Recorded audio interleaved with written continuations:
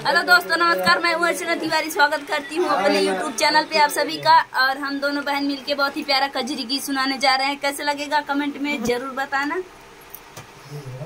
आई बागों में बहार, झूला झूले राधा प्यारी। आई बागों में बहार, झूला झूले राधा प्यारी।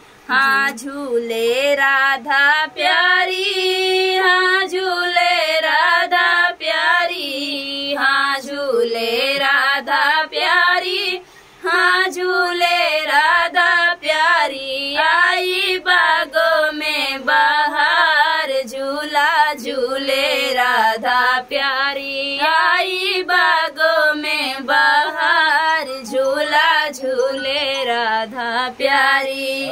सावन की ऋतु है आई, घनघोर घटा है छाई। सावन की ऋतु है आई, घनघोर घटा है छाई। ठंडी ठंडी पड़े फुहार, झूला झूले राधा प्यारी। ठंडी ठंडी पड़े फुहार, राधा रानी झूला झूले। आई बागों में बहार, झूला झूले राधा प्यारी। राधा के संग बनवारी, झूले हैं सखिया सारी।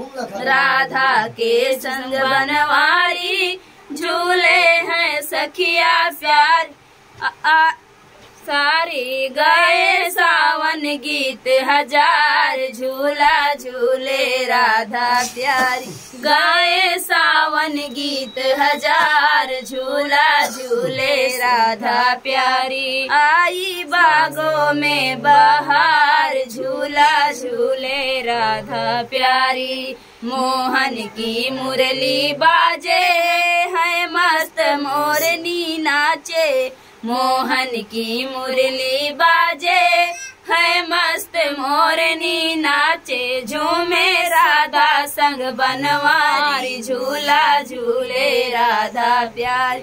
झूले राधा संग बनवारी, झूला झूले राधा प्यारी। आई बागों में बहार, झूला झूले राधा प्यारी। आई बागों में बहार, झूला झूले राधा प्यारी।